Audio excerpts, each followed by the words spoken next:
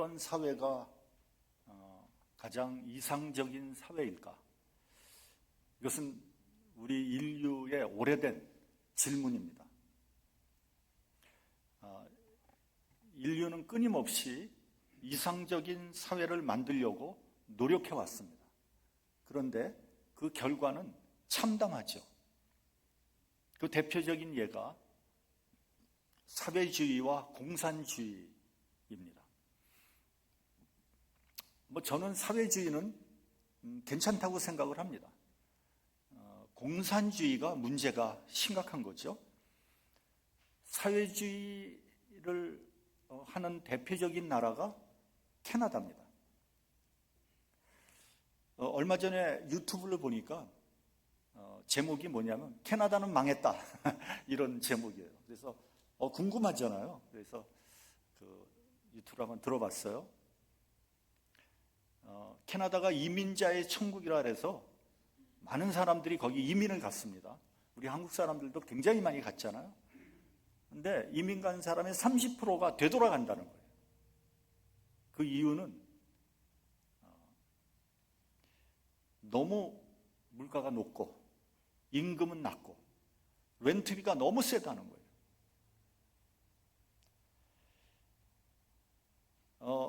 빈부의 격차가 너무 심하다는 거예요. 그리고 캐나다가 자랑하는 무상 의료, 그것도 생각만큼 그렇게 효율적이지 않다고 합니다. 의사의 진찰을 받으려면 최소한 일주일에서 한 달 이상 기다려야 된다는 거예요. 그러니까 차라리 앓으니 죽는 거죠. 그리고 불편하고 의료의 질도 그렇게 높지 않다고 합니다. 또 하나는 날씨였습니다.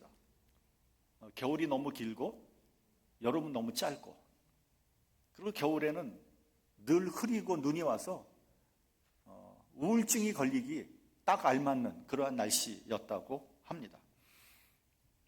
그렇게 보니까 인간이 심혈을 기울여서 만들어낸 사회 제도가 유토피아가 아니라 디스토피아가 돼버린 그런 예가 되고 마른 거죠.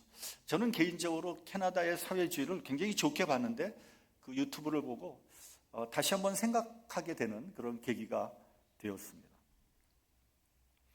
이상적인 사회, 행복한 삶을 이루려면 최소한 3가지는 있어야 된다, 이렇게 생각이 듭니다. 그 첫째가 정의입니다. 정의로운 사회, 공정한 사회가 이루어져야 되는 거죠. 만약에 내가 사는 사회가 공정하지 않다, 공정하지 않아, 행복하지 않죠. 요즘 한국의 젊은이들이 공정이라는 거에 대해서 굉장히 중요하게 생각한다고 합니다. 그 이유가 무엇이겠습니까? 그들이 살고 있는 사회가 공정하지 않다고 느끼는 거예요. 그래서 지금 현 대통령 윤석열 씨가 검찰총장으로 있을 때 지위 고하를 막론하고 사정없이 수사해서 감옥에 집어넣지 않았습니까? 그러니까 사람들이 열광한 거예요. 그래서 윤석열 씨가 대통령까지 된 거 아닙니까? 근데 이제 며칠이 지나면 한국에서 총선이 실시가 되는데 뉴스를 보니까 집권 여당이 참패할 거라는 전망이 무색합니다. 왜 그런 겁니까? 그들은 공정할 거라고 기대를 했는데 2년을 지내놓고 보니까 그들이 더 공정하지 않다는 것을 확인하게 됐고, 그래서 분노해서 배신감을 느끼는 거예요. 그래서 정부 여당이 크게 질 것이라는 예상이 지배적입니다. 둘째는 평등입니다. 평등. 모든 사람이 골고루 나누어 가질 수 있는 사회가 돼야 됩니다. 빈부의 차이가 너무 벌어지면 그 누구도 행복하지 않습니다. 셋째는 번영입니다. 우선 물질적으로 좀 풍부해져야 되지 않습니까? 우리나라 속담에 쌀독에서 인심 난다, 이런 말 있지 않습니까? 독에 쌀이 풍부하게 있어야지 여유가 생기고 좋은 마음이 생기는 거 아니겠습니까? 이 세 가지가 다 갖추어져 있다면 가장 이상적인 사회라고 할 수 있는데 사실은 그런 사회를 찾아보기는 거의 없죠. 그러면 부득이하게 우선순위를 정해야 되는 거예요. 그 세 가지 중에 무엇을 먼저 달성을 할 것인가? 여러분, 사회주의나 공산주의는 무엇이 먼저겠습니까? 정의, 번영, 평등. 어느 게 먼저겠어요? 사회주의, 공산주의. 평등이겠죠, 평등. 그들에게는 공평하게 나누어 갖는 것이 먼저입니다. 평등이 정의라고 생각을 합니다. 평등하기만 하면 모든 일이 이루어진다고 생각을 합니다. 특별히 공산주의 사회에서는 평등하게 하기 위해서 수단과 방법을 가리지 않아요. 그래서 일어나는 것이 뭡니까? 프롤레타리아 혁명 아닙니까? 많이 가지고 있는 사람 것을 빼앗아서라도 공평하게 나눠 가져야 된다. 그런 거 아닙니까? 평등 이후에 번영이 있고 정의도 있다고 생각을 합니다. 그것이 그들의 철학이에요. 그렇다면 자본주의 사회에서는 뭐를 우선하겠습니까? 번영이겠죠, 번영. 먼저 물질적으로 번영해야지, 풍부해야지 그 물질을 평등하게 나누든지 말든지 할 거 아니겠습니까? 그렇기 때문에 빈부의 격차가 나는 것은 어쩔 수 없다. 능력이 있는 사람은 많이 가질 수밖에 없고 능력이 없으면 적게 가질 수밖에 없다. 번영 다음에 평등이요, 평등 다음에 정의라고 생각을 합니다. 그러니까 정의가 맨 나중에 있는 거예요. 그래서 자본주의 사회가 부패하기 쉬운 거예요.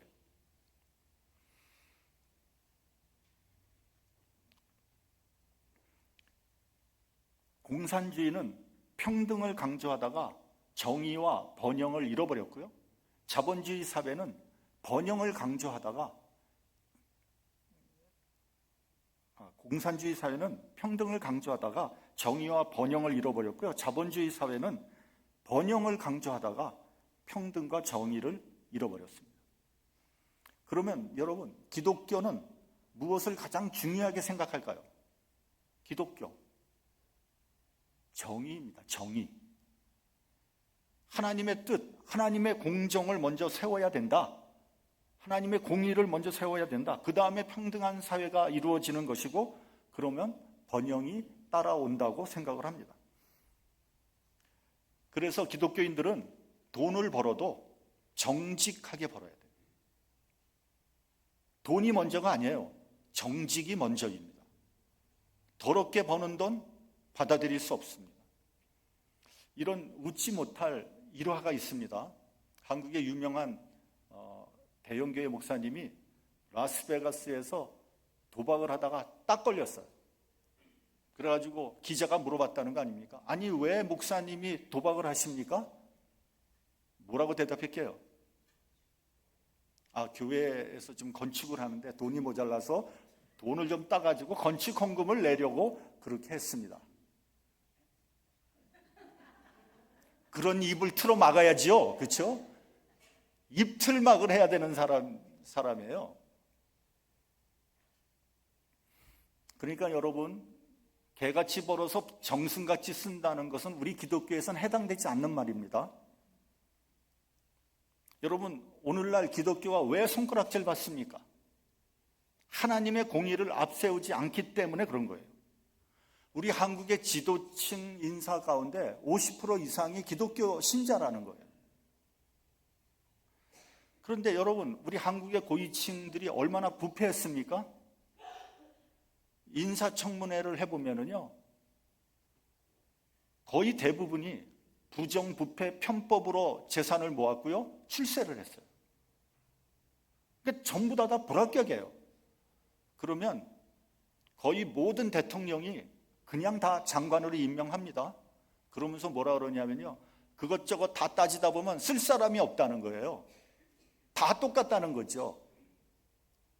그리고 우리가 성직자를 뽑는 게 아니라 유능한 공직자를 뽑는 거기 때문에 그 정도 흠결은 그냥 지나가야 된다.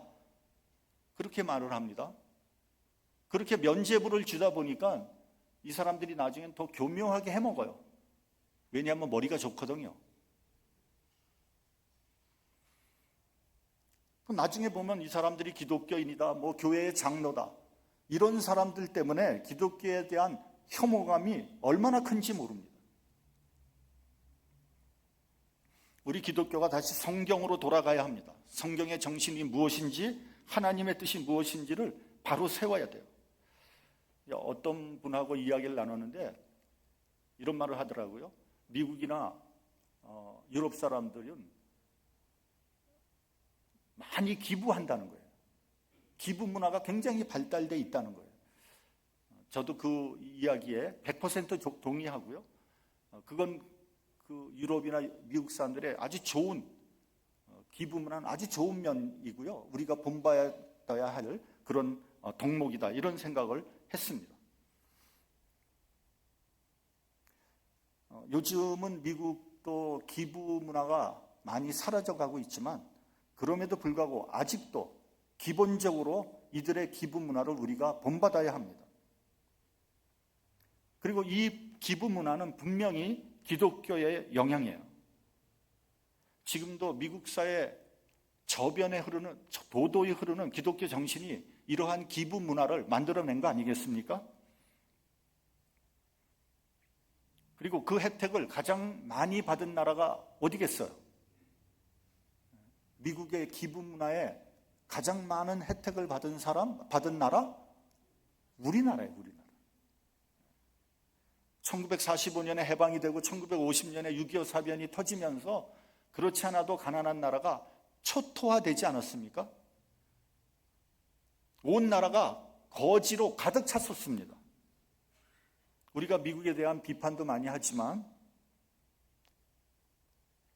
우리나라를 먹여 살린 나라는 누가 뭐라고 해도 미국입니다. 사실은 사실대로 인정해야 되는 거죠. 한국이 전쟁고와 거지로 가득할 때 그 참상을 본 바피얼스 목사님과 한경진 목사님이 미국 교회들을 순회하면서 호소했습니다. 우리가 한국 사람들을 도와줘야 합니다. 우리가 돕지 않으면 그 사람들 다 굶어 죽습니다. 하나님께서 미국에게 풍요로움을 선사한 것은 이런 가난한 사람들을 도우라고 준 것입니다. 우리에게 이들을 도울 책임이 있습니다. 그러고 다녔다는 거예요. 그래서 시작한 구호단체가 어디냐면 월드비전입니다. 저는 지금까지 20년 넘게 개인적으로 월드비전을 서포트하고 있습니다. 월드비전에 대한 좋지 않은 평가도 있어요. 그게 뭐냐면 월드비전이 선교단체냐 구호단체냐라는 논쟁이에요. 저는 이런 논쟁은 1차원적인 논쟁이다, 이렇게 생각을 합니다.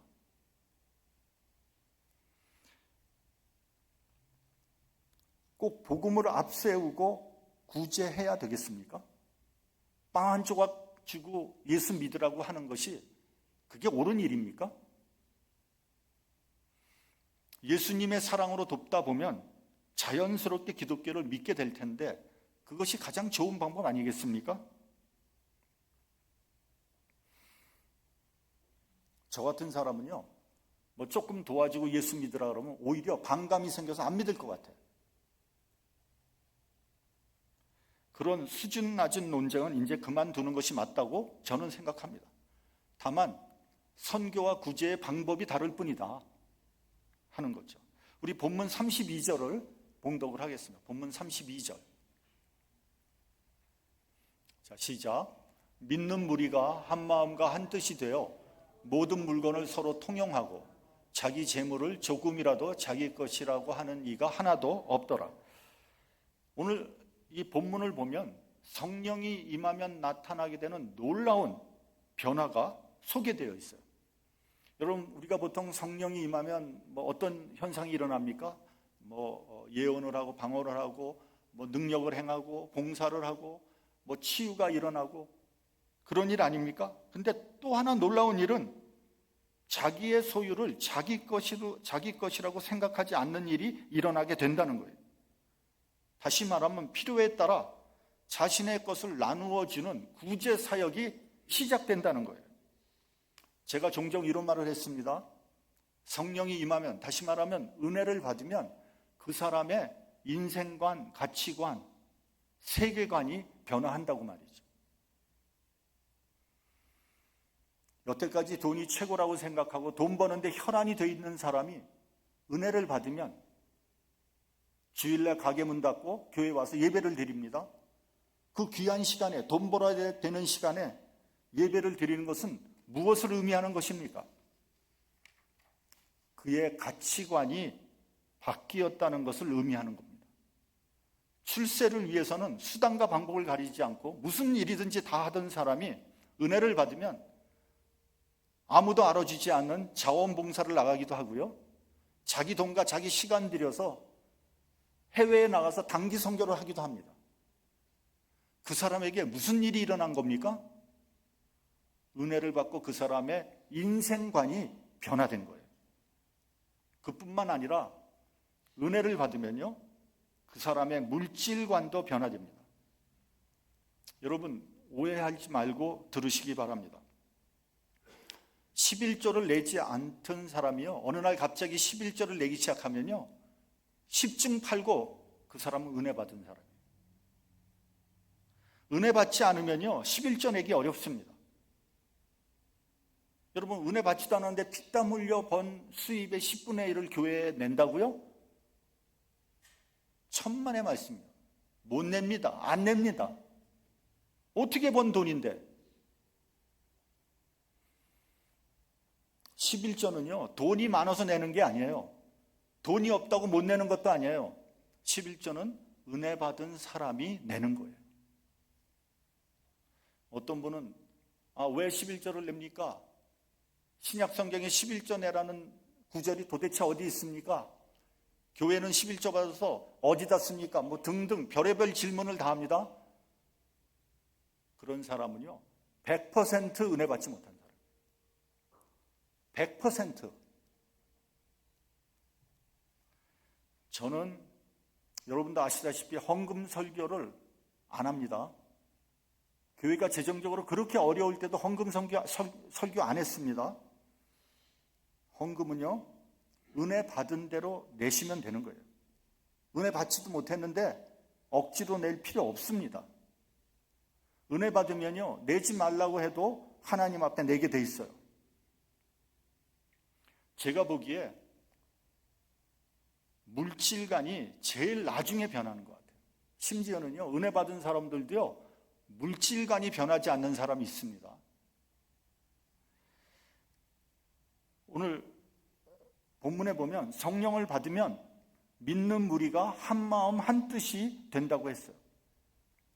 교회에서 어떤 일을 할 때 한 마음 한 뜻이 되는 것이 쉬운 일이 아닙니다. 왜냐하면 다 생각이 다르고 우선순위가 다르기 때문이에요. 특별히 물질을 쓰는 데 있어서 한 마음 한 뜻이 되는 것은 더욱더 어렵습니다. 제가 전에 설교를 하면서 제 딸과 사이가 체킹 어카운트를 따로 쓴다는 말을 했습니다. 그래서 제가 제 딸에게 얘기하지 않았습니까? 아니, 부부가 어떻게 체킹 어카운트를 따로 쓰냐? 그래가지고 어떻게 한 마음 한 뜻이라고 얘기할 수 있느냐? 그랬더니 제 딸이 이렇게 말하지 않았습니까? 요즘에 젊은 사람들은 다 이렇게 해. 자기가 번 돈 자기가 쓰고 또 공동으로 쓸 것은 상의해서 쓰는 게 훨씬 더 편해. 잘 모르겠어요. 저는 지금도 이해가 되지 않습니다. 부부가 그렇게 한마음 한뜻이 안 돼가지고 어떻게 사나? 저희 부부는 결혼하고 나서 40년 넘게 제 처가 다 돈 관리를 하지 않았습니까? 그래서 저는 돈이 어떻게 돌아가는지 하나도 모릅니다. 가끔 제 처한테 아니 돈이 왜 이렇게 없지? 그럼 제 처는 아니, 돈이라고 몇 푼 벌지도 못하면서 왜 그런 말을 하냐고 말이죠. 돈이나 많이 벌어놓고 와서 그런 말을 하든지. 그러면서 뭐라 그러냐면요, 아이고 돈 걱정 안 해가지고 속은 편하겠어요. 그래요. 핀잔을 줍니다. 정말 돈 걱정 안 하니까 속이 너무 편해요. 어떻게 돌아간지는 뭐 전혀 알 바도 아니고 뭐 신경도 안 쓰니까 너무 좋아요. 그런데 혹시 딴 주머니 차고 있는 거 아닌가? 감시는 해야 되죠. 어떤 교회는요, 재직회만 열리면 난리가 나는 교회가 있습니다. 헌금을 어떻게 썼는지 눈에 불을 켜고 보고요, 돈 문제로 몇 시간씩 따지고 싸우는, 하여튼 난리도 아닙니다. 새신자 보기에 부끄러워서 얼굴을 들 수 없는 그런 교회가 있습니다. 그 정도 되면요, 교회의 부흥과 발전은 꿈도 꿀 수 없습니다.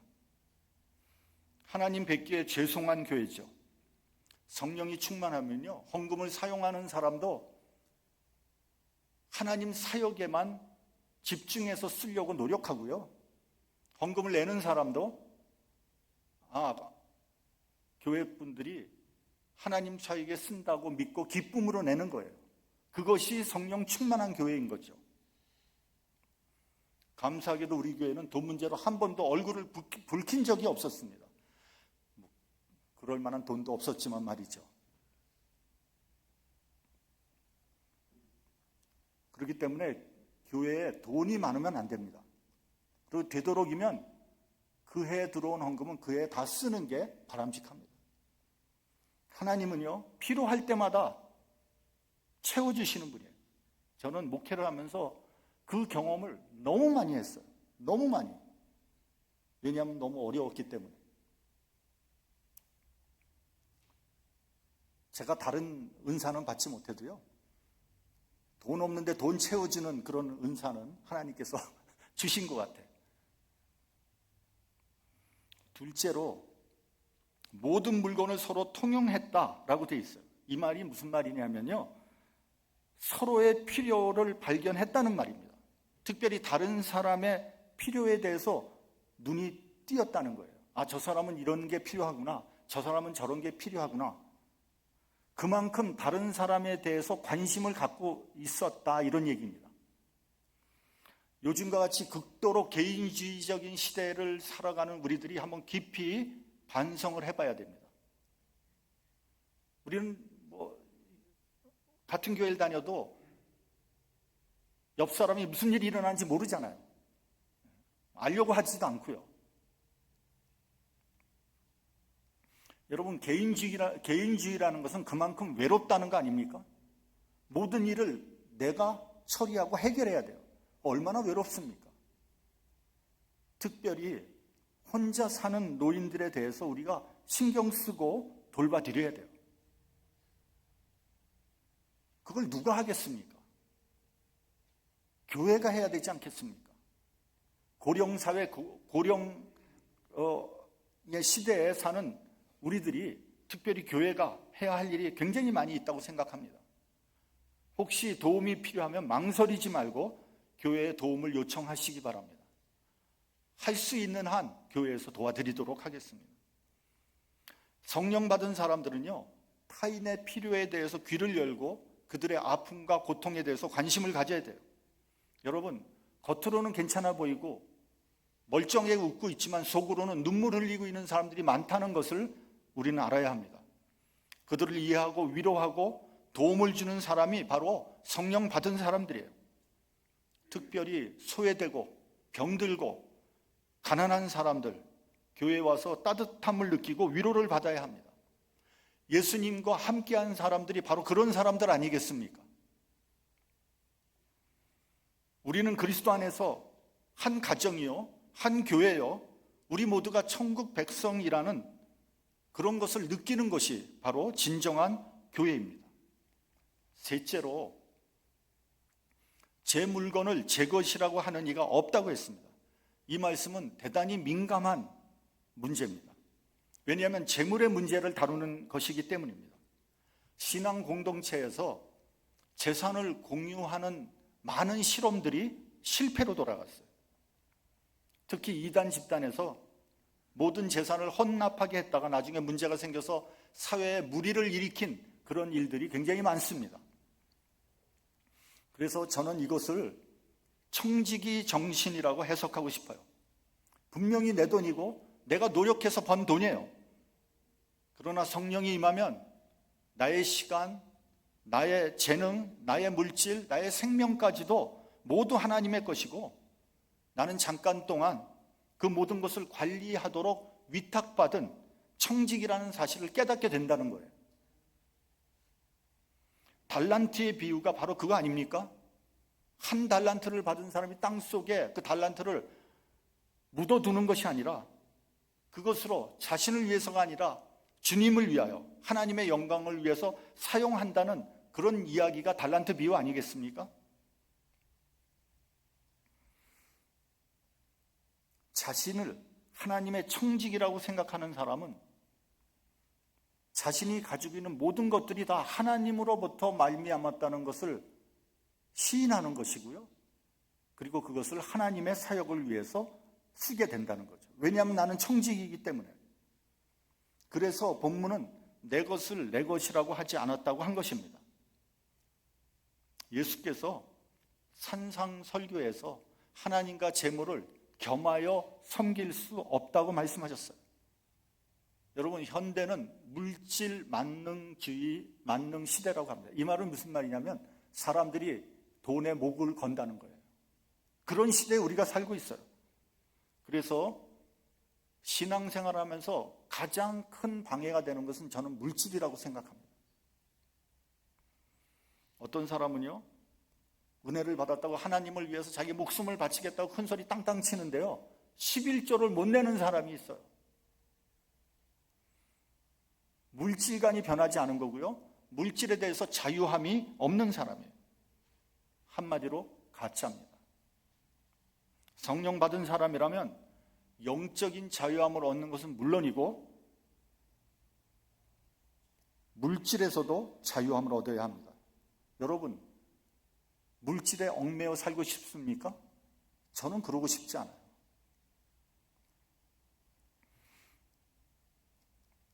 여러분, 이것을 알아야 합니다. 물질적인 문제를 푸는 해결책은요, 영적인 문제를 푸는 데에 있습니다. 혹시 여러분 경제적으로 물질적으로 어려움을 당하고 있습니까? 직장 문제로, 인간관계로 고통을 받고 있습니까? 물질 쫓아다니지 말고요, 사람 쫓아다니지 마십시오. 거기엔 해답이 없어요. 빨리 기도의 자리에 나오십시오. 하나님 앞에 나와서 무릎 꿇고 매달리십시오. 그러면요, 아니 목사님 지금 당장 부도나게 생겼는데 무슨 그렇게 한가한 말씀을 하십니까? 귓등으로도 들으려고 안 합니다. 그러나 여러분, 영적인 문제가 해결되면요, 자연히 육적인 문제가 해결된다는 것을 믿어야 합니다. 그것이 신앙생활의 요체예요. 그것을 우리가 신앙생활하면서 체험해야 돼요. 하나님께서 이런 문제를 풀어주실 때 비로소 하나님께 온전히 영광을 돌릴 수 있게 되는 거죠. 본문 34절 35절을 보면요, 그 중에 핍절한 사람이 없다고 했습니다. 어떻게 그렇게 된 것입니까? 본문에 보면요, 밭과 집이 있는 자는 팔아 그 판 것의 값을 가져다가 사도들의 발 앞에 두매 저희가 각 사람의 필요에 따라 나눠 주었다라고 되어 있습니다. 그렇다고 해서 제가 여러분들의 재산을 팔아서 교회에 헌납하라 이런 말을 하는 것이 아닙니다. 뭐 그런다고 한들 누가 그렇게 하겠습니까? 이 말은 무슨 말이냐면 은혜를 받으면 우리의 지갑을 열게 된다는 거예요. 내 지갑을 연다는 거예요. 여러분, 교회 사역을 하려면 반드시 돈이 필요하죠. 근데 기도한다고 뭐 돈이 하늘에서 떨어지는 것도 아니고요, 뭐 엄청난 부자가 와서 돈을 뭐 뭉터기로 던져주는 거 아닙니다.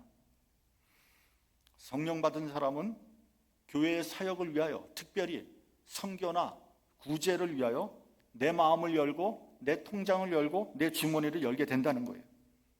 저는 여러분들의 마음이 변하게 되기를 바랍니다. 그것이 성령의 역사예요. 해답은 우리에게 있어요. 우리가 먼저 지갑을 여는 거예요. 그게 바로 은혜 받은 사람이고 성령 받은 사람이에요. 그것이 성령의 역사예요. 초대교회 안에서 그런 놀라운 일이 일어났다는 거예요. 초대교회에서 일어났다면 우리 교회라고 왜 일어나지 않겠습니까? 성령으로 충만하면 우리의 물질관이 변화합니다. 여러분, 썩어질 물질에 목매지 마시고요, 그 물질로 천하보다 귀한 생명을 살려내는, 생명을 구원하는 데 쓰임받는 저와 여러분들이 되시기를 주님의 이름으로 축원합니다. 기도하겠습니다.